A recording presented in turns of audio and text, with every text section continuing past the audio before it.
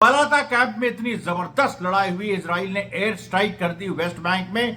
फिर भी बलाता के जो लड़ाके हैं, यानी बलाता नाब्लिस वेस्ट बैंक में जो लड़ाके हैं, वो लोग अपने अंतिम दम तक लड़ते रहे। उसमें एक फाइटर शहीद हुआ। एयर स्ट्राइक हुई और एयर स्ट्राइक को भी डिफाई कर गए। मतलब ऐसी एयर स्ट्राइक आपने दुनिया में नहीं देखी होगी कि जो इजराइल ने बिल्कुल कैंप के बीचों बीच बम छोड़े अपने, जबकि वेस्ट बैंक में वो ऐसे एयर स्ट्राइक नहीं करता है, लेकिन इस बार इजराइल ने बम छोड़े बाकायदा बीचों बीच बलाता कैंप के बहुत बड़ा नेबरहुड है, वहां पर बम छोड़े। लेकिन वहां पर केवल कुछ लोग घायल हुए। वहां पर कम से कम आप सोचिए 30 से 40 लोगों को अभी तक हलाक हो जाना था। लेकिन ऐसी प्लानिंग, और ये देखिए, इसमें मैं आपको बताऊं कि ये जो घटना है पर्टिकुलर बलाता की, और कई घटनाओं में बहुत सारे और फैक्टर्स का रोल रहा है, लेकिन बलाता में जो आज सिविलियंस की जान बची उसका बहुत बड़ा कारण रेजिस्टेंस था। क्योंकि रेजिस्टेंस ने इस तरीके से सेफ्टी पैड्स बना रखे थे सिटीजन्स के लिए।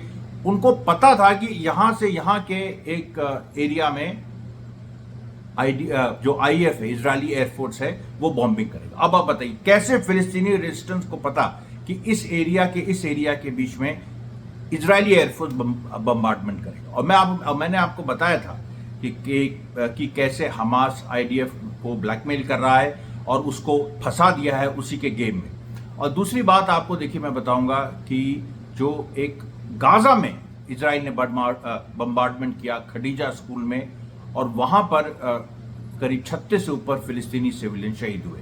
अमरीश मिश्रा सीट में आपका स्वागत है। हर तरह की खबरें हम आपके बीच आज लाए हैं। एक तो देखिए जो बड़ी चीज है वो एक ये है कि नेतन्याहू जो अमेरिका में थे उनको एकदम से इजराइल की तरफ से फरमान गया, इजराइल के अंदर से। आईडीएफ नहीं किया होगा, या जो मीडिएटर्स जो नेगोशिएट कर रहे हैं कतार में, जो बात कर रहे हैं peace, so called peace talks, तो ये नेतन्याहू साहब अपने बच्चे का, अपने लड़के का बर्थडे मना रहे थे। बच्चा नहीं है वो भी उतना ही क्रूर तानाशाह, मतलब एक तानाशाह वाली माइंडसेट का लेयर नेतन्याहू। और ये इनकी वाइफ सारा और नेतन्याहू ये वहां रुक गए बर्थडे मनाने, और वो बात लीक हो गई। जब वो बात लीक हुई तो कई आईडीएफ के सोल्जर्स ने बाकायदा अपना रोष जताया, और जो मीडिएटर्स जो कतार में इजराइल की तरफ से बातचीत करने गए हैं, उन्होंने नेतन्याहू से कहा कि या तुम वापस आओ, जो तुमने गाजा में शुरू किया है वो तुम खत्म करो, और अगर तुम नहीं कर सकते तो फिर वहीं रह जाओ। इस तरह की भाषा यूज की।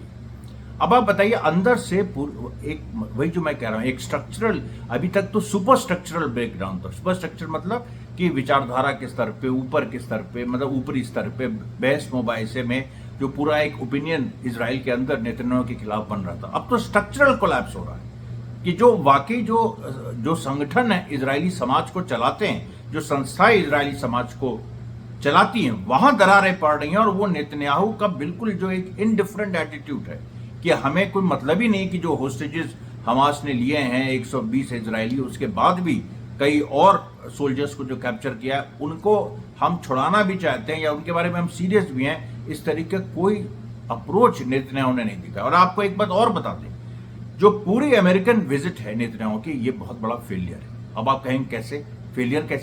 फेलियर ऐसे है कि नेतन्याहू ने बाइडेन और कमला हैरिस और डेमोक्रेटिक पार्टी से अपना बेट हटा के रिपब्लिकन्स पे लगा दिया। ठीक है, अब इसके पीछे जो ज़ायनिस्ट लॉबी है, जो जूविश लॉबी अमेरिका की है, जो कि दुनिया की सबसे अमीर लॉबी है, इंटरनेशनल फाइनेंस कैपिटलिज्म का जो सबसे बड़ा एक जो चालक शक्ति है, उसका भी यही मतलब उसी का डायरेक्शन था, तभी नेतन्याहू ने ऐसा किया। लेकिन मैं उनकी मूर्खता पे हंस रहा हूं। सबकी होंगे आप बड़े से बड़े धन्ना सेठ, लेकिन जब उत्तर प्रदेश में बीजेपी हारी और अयोध्या हारी, उस समय भी बड़े से बड़ा दिमाग लगा था, और एक से एक लोग लगे थे उसमें कि ऐसा ना हो, और वो हुआ। और आज ये स्थिति है कि उत्तर प्रदेश में योगी और मोदी में इस कदर की लड़ाई है कि कब किसको कौन किसी की राजनीतिक हत्या कर दे, ये सर्टेन नहीं है। कभी भी योगी नापे जा सकते हैं, या योगी अपना कुछ चाल चलेंगे। योगी खैर अभी कुछ ऐसी बड़ी चीज नहीं कर सकते, लेकिन मैं आपको बता रहा हूं कि जो माइंडसेट लोगों का, देखिए कैसे जो शासक वर्ग है, जो दुनिया को जिसने चलाया, खासतौर पर सोवियत यूनियन के ढहने के बाद, बिल्कुल वन यूनिपोलर वर्ल्ड अमेरिका में जो जूश लॉबी उसने दुनिया को, सोचिए आप 1990 से लेकर 2024, मतलब पूरा जो कितने साल हो गए, ये 24 और 10 34 साल से जो चला रहे हैं, एक हमास के हमले में ढह गए। और दिमाग इस कदर हो गया है कि डेमोक्रेटिक पार्टी से हटा के उन्होंने ट्रंप पे अपना सारे बेट्स वहां लगा दिए। ट्रंप ने आज जो अभी नेतन्याहू से मीटिंग उसकी कल हुई, उसमें ट्रंप ने कहा कि अगर मैं प्रेसिडेंट नहीं बनूंगा तो थर्ड वर्ल्ड वॉर हो जाएगी। और उसके बाद उसने मतलब नेतन्याहू की तारीफ करनी शुरू की, लेकिन लोग भूल गए 2017 में जब नेतन्याहू गया था, जब ट्रंप प्रेसिडेंट था, तो हाथ मिलाने से नेतन्याहू की मना कर दिया था ट्रंप ने। और उसका शॉट पड़ा है, उसका शॉट मैंने आज ही डाला है, उसका शॉट आज ही डाला है, आप जरूर उसको देखिए। और आज मैंने 2 और इस तरह की एक्शन पैक वीडियोस डाले हैं। एक में तो तुलकरीम की लड़ाई है जो 23 जुलाई को हुई, जिसमें एक फिलिस्तीनी लड़ाके, बहुत बड़ा एक फिलिस्तीनी फाइटर शहीद हुआ, उसको लड़ते हुए दिखाया, जो खुद शहीद हुआ और उसने लेकिन इजरायली व्हीकल्स को नुकसान पहुंचाया, उड़ा दिया। और उसके अलावा मैंने एक और वीडियो, एक जो एक्शन वीडियो है मैंने रिलीज किया है, जो कि कमेंट्री के साथ, जो कि गाजा का है।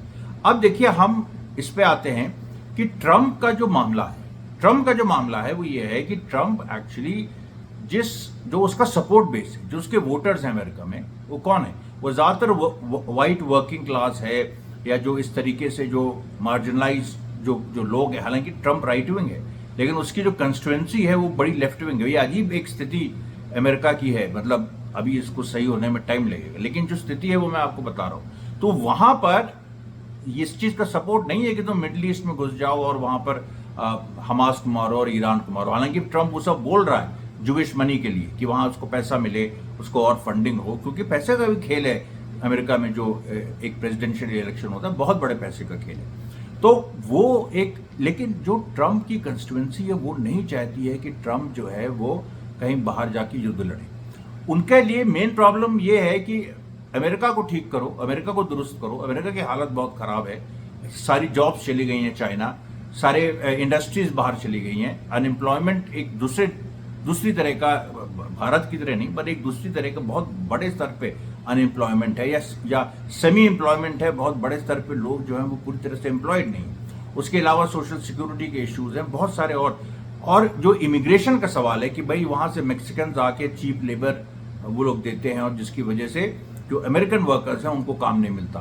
तो वो सब उनके इश्यूज हैं, एंटी इमिग्रेशन और ये सारी चीजें। उनका इसमें इंटरेस्ट नहीं है कि दुनिया में अमेरिका पुलिसिंग करता हुआ फिर। आपको याद होगा कि जब ट्रंप जो 2016-2020 के बीच जो प्रेसिडेंट था, उसने यही अफगानिस्तान में सबसे पहले अमेरिकन प्रेजेंस को कम करना शुरू किया था। बाद में जब बाइडेन आया तो 2021 में बाइडेन को वहां से विड्रॉ करना पड़ा। तो नेतन्याहू कितने गलत एक उस पे हॉर्स पे अपना बेट लगा रहे हैं, अब आप देखिए। और ये इनको इसमें हार के सिवा कुछ मिलना ही नहीं है। और उधर जो इनकी कंस्टिट्यूएंसी है, इनके लोग हैं, वो इनको खुद डांट रहे हैं, बाकायदा डांट के कह रहे हैं कि तुम वापस आओ, रंगरेलिया ज्यादा, अय्याशी ज्यादा अमेरिका में मत करो।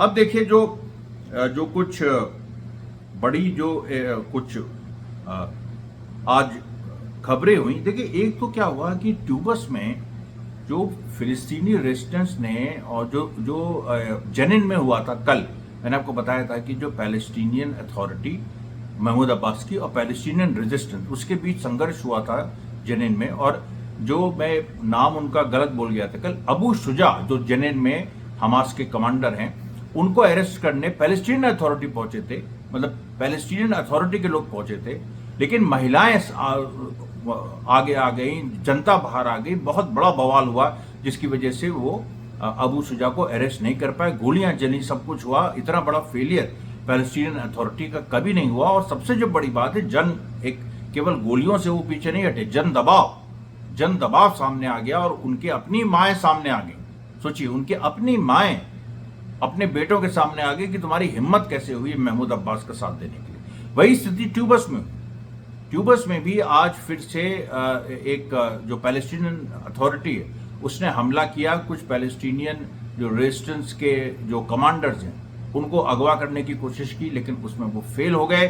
उसमें कई घंटे गोली चली, उसके बाद जनता सड़क पे आ गए, वही पैटर्न, और उसमें फिर पैलेस्टीनियन अथॉरिटी को पीछे हटना पड़ा। तीसरे जो देखिए जो वेस्ट बैंक की बड़ी घटना वो नाब्लस में हुई, जो कि ट्यूबस के पास है, और नाब्लस में सीधे सीधे बलाता जो कैंप है उसमें आईडीएफ ने हमला बोल दिया। और हमला जो है उसने ऐसा बोला कि मतलब एयर स्ट्राइक कर दी। अच्छा, एयर स्ट्राइक क्यों की? क्योंकि रेजिस्टेंस की तरफ से जो जवाबी कार्रवाई हुई वो इतनी जबरदस्त थी कि उनको एयर स्ट्राइक करनी पड़ी। और बलाता बहुत बड़ा कैंप है, घनी आबादी है, और सोचिए आप एयर स्ट्राइक किए उन्होंने बीचों बीच, बलाता कैंप के बीचों बीच, और उसमें केवल एक फिलिस्तीनी मारा गया और बाकी उसमें से कुछ लोग घायल हुए, और उसके जवाब में 4 आईडीएफ सोल्जर्स मारे गए और कम से कम 11 घायल हुए।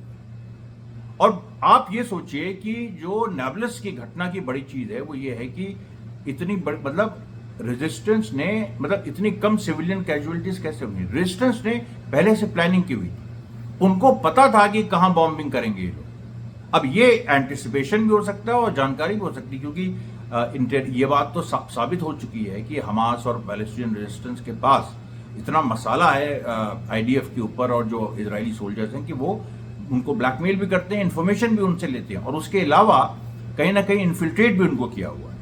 क्योंकि एग्जैक्टली कैसे पता उनको बलाता में कहां पर जो इजरायली एयरफोर्स है वो बॉम्बिंग करेगी। उन्होंने उस जगह पे सिविलियंस को हटा दिया था और उनको सेफ्टी पैड्स उनके लिए बनाए थे स्पेशली। और सोचिए अगर बस मतलब 4 मीटर का फर्क होता तो उसमें आज जो है बलाता में सैकड़ों लोग मारे जाते, लेकिन वहीं पर बम गिरा। और इसके ये रिपोर्ट जो आई थी, जो मैंने आपको बताई थी, उसमें ये भी था कि हमास ने आईएएफ यानी इजरायली एयरफोर्स के बहुत सारे जो फाइटर पायलट्स हैं उनके बारे में सीक्रेट जानकारी हासिल कर ली है। तो आईएएफ तो धीरे धीरे अंदर से क्रिपल हो रही है, ये आज बलाता में दिख गया। हालांकि उसका गुस्सा इन लोगों ने फिर गाजा में निकाला। वहां पर खडीजा स्कूल एक सिविलियंस का, वहां पर उन्होंने बम्बार्डमेंट किया। 36 से ऊपर जो सिविलियन फिलिस्तीनी सिविलियंस हैं वो मारे गए। और वहां पर जो पूरी सिचुएशन है गाजा में, देखिए जिस तरह की घनी आबादियां वेस्ट बैंक में है, उसके बाद लंबी लंबी वीरानियां भी हैं। गाजा एक स्ट्रिप छोटी सी है, वहां पर कुछ भी ऐसा सेफ्टी पैड बनाना, जब तक आप सिविलियंस को टनल्स में नहीं ले जाएंगे, जो कि हुआ है कि सिविलियंस को टनल्स में भी लोग ले गए, लेकिन उसमें बहुत सारे ऐसे भी लोग हैं जो अभी इजरायली गवर्नमेंट की कुछ बातों पे भी, ये मैं नहीं कह रहा विश्वास करते हैं, लेकिन उनको ये लगता है कि कुछ अभी भी कुछ इस तरह की चीज है कि इंटरनेशनल एजेंसीज कुछ करेंगी।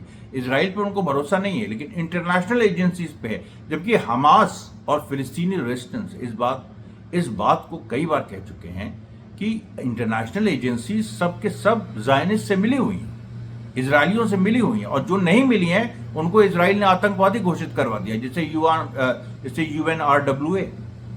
और बाकी जो देखिए बहुत दिनों से यूएन सेक्रेटरी जनरल को इतना हम लोग सुनते थे, आपने बयान सुना कुछ इधर? नहीं सुना ना। तो ये जो सारी बातें हैं ये उसमें तो एक बड़ा हिस्सा, मतलब बड़ा हिस्सा इन द सेंस कि 10 से 15% लोग गाजा में अभी ऐसे हैं जो इंटरनेशनल एजेंसीज पे कहीं ना कहीं आस लगाए हुए हैं। उसके बाद उनको ये भी लगता है कि यूरोप और अमेरिका जो है उसकी जो एड ऑर्गेनाइजेशन हैं, एनजीओज हैं, वो कुछ मदद करेंगे। वो कोई मदद इजराइल इस समय उसको पूरा खुली छूट मिली है कत्लेआम करने की। वो तो फिलिस्तीनी रेजिस्टेंस है जिसने रोका हुआ है। तो अभी तक जो बात होती है कि 40,000 लोग मारे गए, 45,000 लोग मारे गए, 1,86,000 टोटल कैजुअलिटीज हुई हैं। अगर आप इंजरीज को मिला लीजिए या जो लोग मिसिंग हैं उनको भी आप मिला लीजिए, कम से कम ये जो नेतन्याहू का टारगेट था वो भी देखिए एक बात सामने आई है। नेतन्याहू का टारगेट ये था कि जो 7 अक्टूबर के बाद उसने ये कैलकुलेट किया था और अपने लोगों को ये बताया था, अपने इनर सर्कल को, कि हम मार्च तक कम से कम 2.5 लाख फिलिस्तीनी नागरिकों को मार चुके होंगे और हमास को खत्म कर चुके होंगे। 6 महीने का उसने टाइम उन लोग से मांगा था।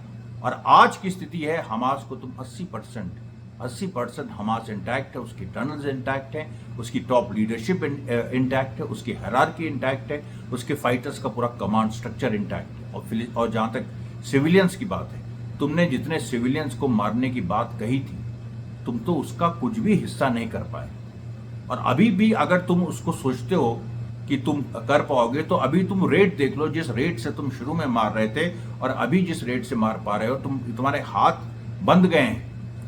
उसमें कम से कम मतलब आप सोचिए 70% गिरावट आई जो इजरायली एयर स्ट्राइक्स में। एक भी फिलिस्तीनी सिविलियन की जान जाती है तो वो गलत है, वो और वो नहीं होना चाहिए, वो एक अलग सवाल है। लेकिन ये भी उसमें कहना बहुत ज़रूरी है कि इजराइल अपने बड़बोलेपन में जो है वो बुरी तरह से पिटा है।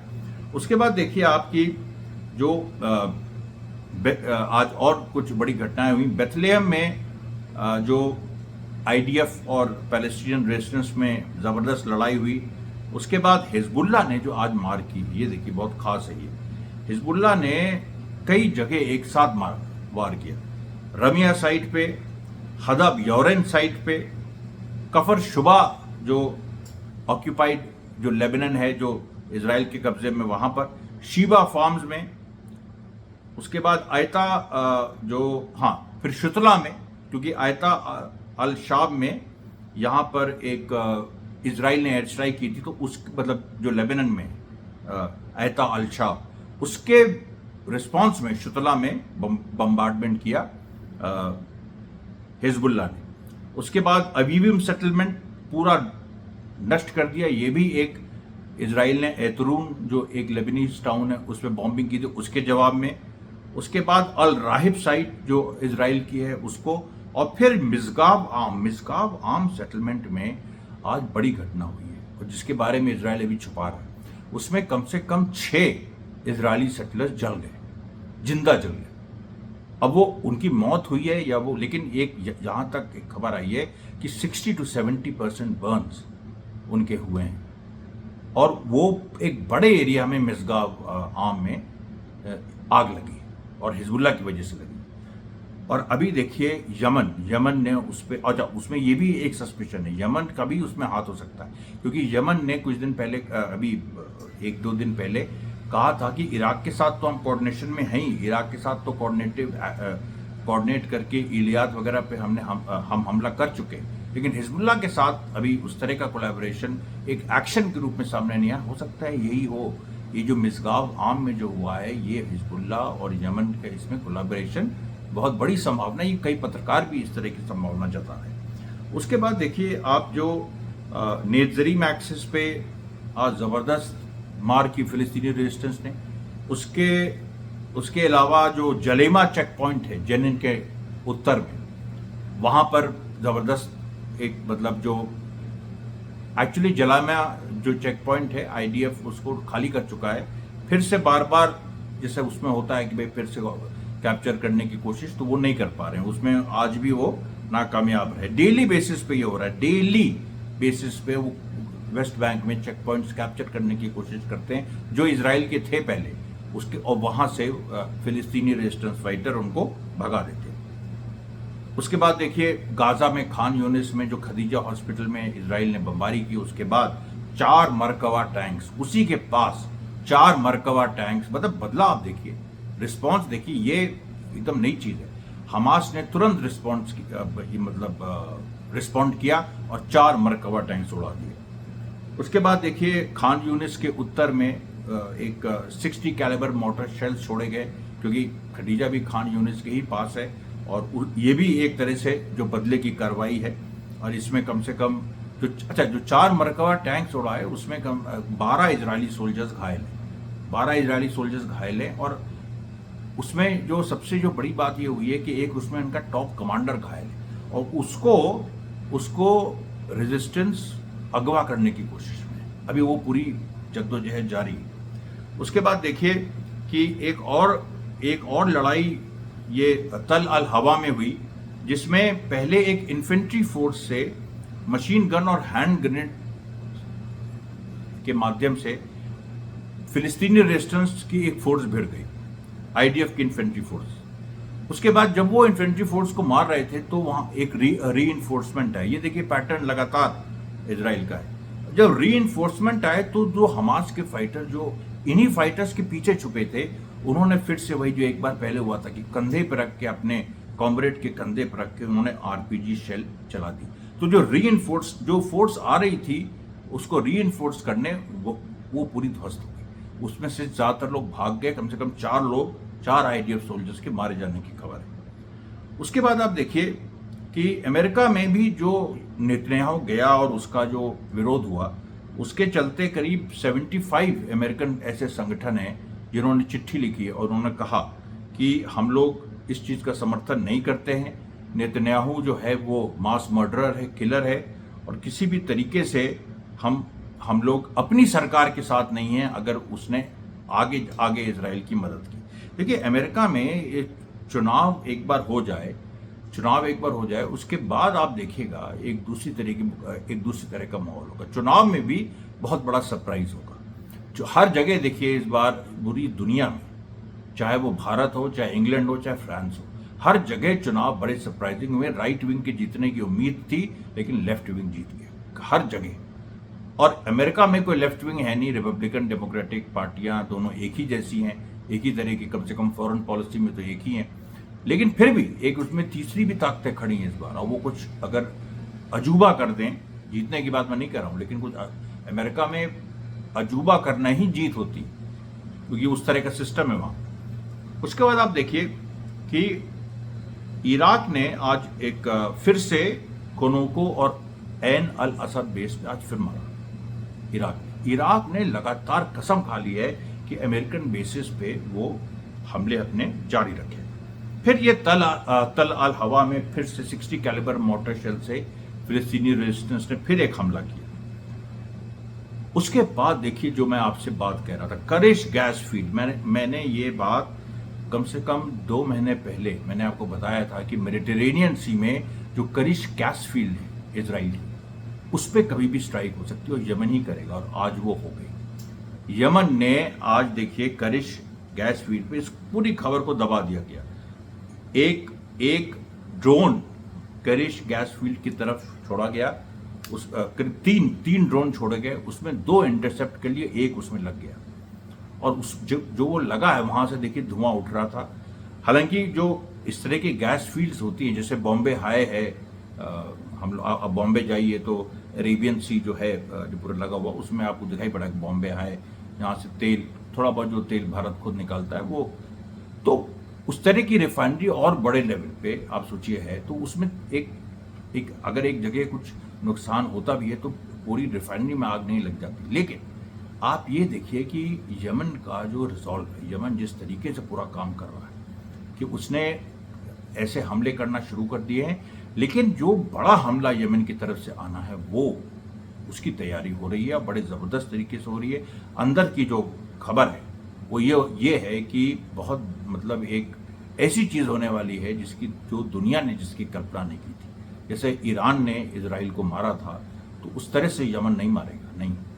वो एक पूरी प्लानिंग बन रही है जिसमें हिजबुल्लाह भी इन्वॉल्व है, ईरान भी इन्वॉल्व है, और उसमें ऑफ कोर्स यमन के लोग इन्वॉल्व हैं, और उसमें सीरिया के भी लोग इन्वॉल्व हैं, और सीरिया में रशियन बेसिस भी है, और रशिया से चाइना भी जुड़ा हुआ है। और कल मैंने बताया था आपको कि अलास्का में चाइना और रशिया के प्लेन जोड़े हैं, अमेरिकन जो एयर स्पेस है उसको भेज दिया था। तो ये जो देखिए सारी बातें हैं, ये कैसे एक एक करके ये सामने आ रही है। उसके बाद देखिए नाब्लस में जो पूरी लड़ाई चली बलाता कैंप में, वो उसमें और करीब 3 आईडीएफ सोल्जर्स, उसके बाद जब उन्होंने जब एरियल अटैक किया उसके बाद भी 3 आईडीएफ सोल्जर्स उसमें घायल हुए। उसके बाद देखिए जो एक अल बराका स्ट्रीट है, अल बराका स्ट्रीट, ये देर अल बला जो सेंट्रल गाजा स्ट्रिप में है, यहाँ पर एक बड़ी स्ट्राइक फिलिस्तीनी रेजिस्टेंस ने की जिसमें आईडीएफ के सोल्जर्स हताहत हुए। उसके बाद देखिए अल मगरका एरिया जो गाजा में है, अल मगरका में आईडीएफ के सोल्जर्स कुछ सिविलियंस को ह्यूमन शील्ड्स बना के, फिलिस्तीनी सिविलियंस को ह्यूमन शील्ड बना के उन्हीं के घर को डिस्ट्रॉय कर रहे थे। उसी समय हमास के फाइटर्स आ गए और उन्होंने पीछे से हमला कर दिया, और उस हमले में आइडिया, क्योंकि सिविलियंस भी उनके साथ थे, तो इतना वो शार्प हमला था, और जिस तरीके से पूरा एक सोच समझ के और मतलब जो उसका एक जो टेक्निकल पार्ट था कि उसमें फिलिस्तीनियों को ना लगे, वो इतना सक्सेसफुल था कि इजरायली की आईडीएफ की जो फोर्स रीइंफोर्समेंट के लिए आ रही थी वो आ ही नहीं पाई, वो डर के मारे पीछे से भाग गई। तो ये जो खबरें हैं जिसमें आईडीएफ भी डर के भाग रहा है, ऐसी खबरों को तो मीडिया दिखा नहीं रहा है, कोई दिखा नहीं रहा है। और मैंने भी देखे जो आज वीडियोस डाले, जो 2 एक्शन पैक्ड वीडियोस डाले जिन पे मेरी कमेंट्री भी थी, उसमें भी मैंने आपको दिखाया कि किस तरीके से जो मतलब ऐसी चीज़ें, और किसी ने लिखा भी कि भाई अगर आप नहीं बताते तो हमको तो पता ही नहीं चलता। तो ये एक बड़ा दुखद पहलू है इस लड़ाई का। इसमें एक्चुअली बहुत सारी जो फैक्ट्स हैं, लेकिन आप इस तरह से देखिए कि सेकेंड वर्ल्ड वॉर के बारे में बहुत सारी सच्चाइयाँ अभी भी सामने आती हैं। रशिया ने ज़्यादा बड़ा रोल प्ले किया अमेरिका से। रशिया ने एक्चुअली हिटलर को हराया, अमेरिका ने नहीं। अभी तक अमेरिका इसको मानने को तैयार नहीं, लेकिन रोज़ जो फैक्ट्स आ रहे हैं वो देखिए इस चीज़ को, अमेरिका की पोजीशन को वीक कर रहा है। उसी तरीके से ये आप इसको मत समझिए कि इस लड़ाई के बारे में अगर आज मैं बात कर रहा हूँ, कल दुनिया इसके बारे में बात करेगी। और जो रेजिस्टेंस कह रहा है कि वो महाकाव्य लिख रहा है, संघर्ष का महाकाव्य लिख रहा है, वो बात बिल्कुल सच होने जा रही है। तो ये देखिए एक ब्रॉडली आज की जो पूरी घटनाएं थी। मैं फिर आपसे अपील करूंगा कि इस वीडियो को आप पूरा देखिए। मैं पता नहीं क्यों अंत में बोलता हूँ, ये शुरू में मैं बोलना भूल जाता हूँ। लाइक और सब्सक्राइब करने की बात ही मैं नहीं कर पाता हूँ, क्योंकि दिन भर कम से कम दिन का जो दूसरा हिस्सा है, सेकेंड हाफ, उसमें मेरी पूरी कोशिश रहती है कि पूरा का पूरा टाइम हम इसको अपने YouTube वीडियोस को हम दें। और हमारे पास कोई बहुत बड़ी टीम नहीं है, कुछ लोग हैं तो जो पार्ट टाइम कुछ ना कुछ मदद करते हैं। तो और भी मुझे इस तरह की टीम मिलने की आशा है। कुछ लोगों ने अप्रोच किया है, तो आने वाले दिनों में हम और आपके सामने और फ्रीक्वेंसी के साथ ऐसे वीडियोस लाते रहेंगे। तब तक के लिए धन्यवाद साथियों, बहुत बहुत धन्यवाद।